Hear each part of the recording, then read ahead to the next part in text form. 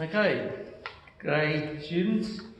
Today we're going to be looking at redox reactions, experiment number 7, year 11s.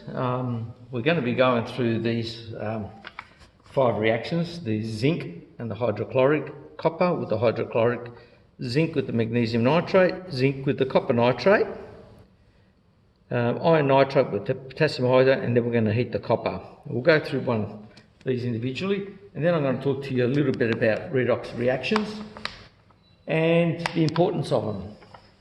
So the first one we're going to be doing is the zinc with the hydrochloric acid. And I've got the hydrochloric acid here. Now we're going to see what happens with this reaction. We're going to see something happening. Excuse me. And we're going to test what comes out of this. So if you have some sort of bubbling, heat generated, all that sort of stuff, the gas that's produced, we're going to test it to see if it's copper, if it's oxygen or carbon dioxide or hydrogen, one of those. If it puts out the flame, it's more likely to be carbon dioxide. If it pops, then it's most likely going to be hydrogen. Okay, so we have concentrated hydrochloric acid there. This is the magnesium metal. We'll just pop it in there. Okay, that's popping away pretty heavily there. Okay, here we go. I'm going to try it again.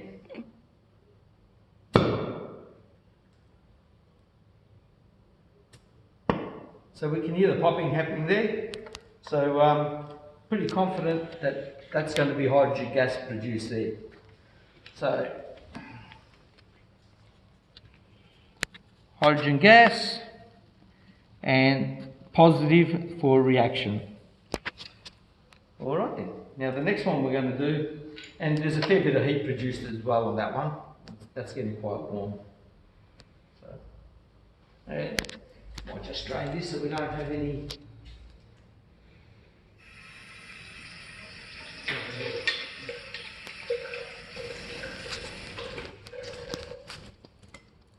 Okay, now the next reaction that we're going to be doing is copper with the acid. And let's have a look what happens there. So we've got our hydrochloric acid here. We've got our copper metal. And it's a nice shiny metal. Alright, let's pop it into the acid and see what happens. Okay, there's not really much happening there. There's no bubbling or anything like that. A little bit of the oxidation of the copper has disappeared. But apart from that, there's very little reaction happening with that one. Okay, so we'll note that one now.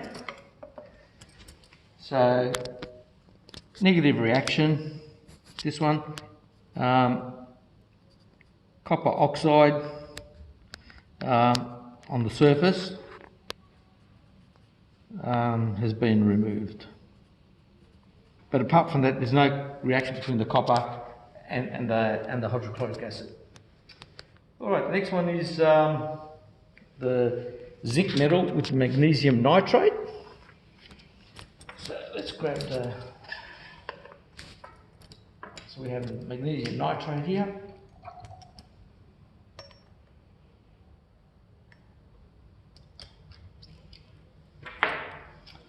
And this time we're going to be using zinc. So it's a nice shiny metal, zinc. Bit of a luster there. Right, put it into there, and what do we see here?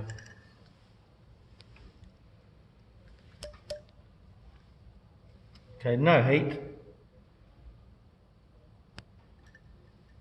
No real visible reaction. So I'd say that there's negative there as well. So this is a negative reaction. Nothing happening there at all. We'll recap on these as we go through. All right.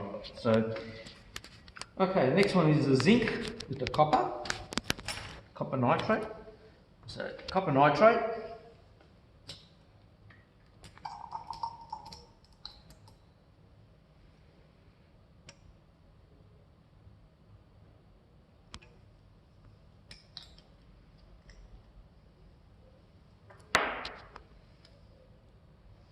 With the zinc. Okay, let's have a look at this. So the copper nitrate's a bluish 0.1 molar solution. The zinc has got a nice luster to it. Put it in there. Okay, now almost immediately we can see that the zinc metal has tarnished to a blackish dark grey tint, if you can see that. Okay, so I'd say there's probably something happening with the copper depositing on the zinc. So we have sort of a little bit of what's called a galvanic cell happening there, but galvanic reaction, or sort of a galvanic reaction. Half reaction, I should say. But you can see there the redox reaction, we have deposits of most likely copper on the zinc. So that one there is definitely a positive reaction. That's positive. And the zinc metal change to dark grey colour. Alright. Okay, now the next reaction. We're going to mix two solutions here. We're going to mix the potassium iodide with the iron nitrate. Iron nitrate is a reddish, or actually an orangey coloured solution. We'll mix equal quantities of this.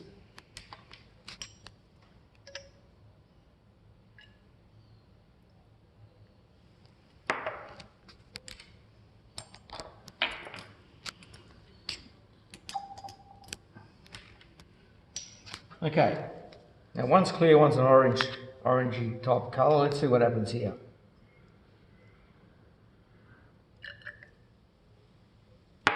Okay, now we're definitely seeing something happening there.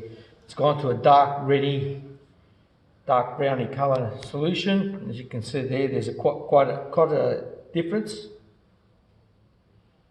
So that's definitely a positive reaction. Okay, so the potassium iodide, so we've gone from a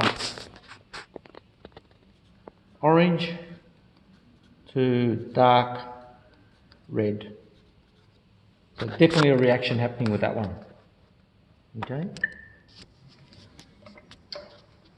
Now the final one that we're going to be doing, we're going to heat some copper metal. Let's see what happens to this copper metal. Let's put these out of the way for a second.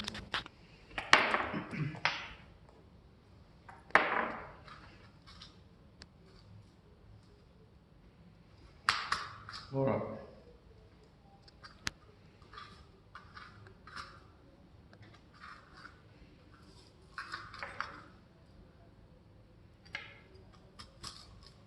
So we have this copper metal here. Got a bit of a nice luster to it. Okay, all we're going to do is pop it in the test tube, and we're going to heat this up now. Heat it up on a blue flame, and let's see what happens.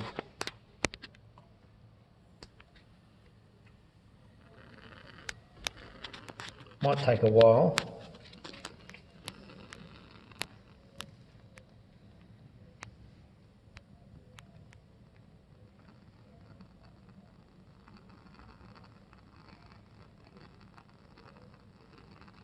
Okay, the metal's starting to change colour. It's becoming a dark browny colour instead of that nice copper luster. And we're getting some sort of banding on it, and you can see that. It's got sort of like a bluish colour to it. And that's just from heating it. Okay, and it's gone pretty dark now. We'll just let that cool for a second and see what happens to it. See if it returns back to that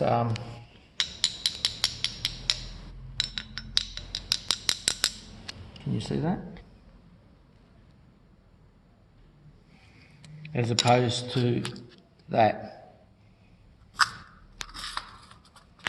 There's a distinct. Some of these are. So there's a difference there. So obviously something's been going on there. All right, we'll put that down and let's recap on these. So positive reaction there as well. Okay, so the zinc with the hydrochloric acid, we saw a fair bit of bubbling. We tested the gas, and the gas, we found that it popped, so when we lit it, and we can assume that it's hydrogen gas. The next one was the copper metal with the hydrochloric acid. Apart from a little bit of tarnishing that was taken off the copper, there was really no reaction with the actual copper itself. The zinc with the magnesium nitrate, once again, there was no reaction at all in that one.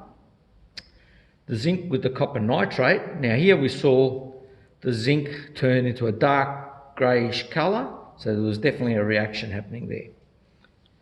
The iron nitrate with the potassium iodide went from an orange to a dark reddy colour, so there was some sort of redox reaction happening there. And once again, the heated copper did see some sort of positive reaction because the lustre of the copper had changed. Now, just to recap on these, one more, and the importance of redox reaction. Redox reactions are really, really useful. There's one particular reaction that's been, we call it a classic reaction, and that's one called a thermite reaction. And I'd like you to look up thermite reactions, and the one in particular is the one that they use, the train track thermite reaction, where they use two chemicals, and one of those chemicals is iron oxide, which is rust, and aluminium powder, just finely ground. They mix it together about a ratio of 3 parts iron oxide to 1 part aluminium powder, and then they heat this powder up, and the reaction, once the reaction starts, it's a very highly exothermic reaction. So we get temperatures in the order of 2,000 to 3,000 degrees Celsius. And what happens in the thermite reaction? The iron oxide reduces to iron, so we get pure iron at the end of it. And this particular reaction is actually used to weld 2 railway lines together. So it's actually an interesting reaction. We do it at the school here on occasions. So maybe when you come back to the on-site learning, we can do that reaction for you. That's it. Enjoy.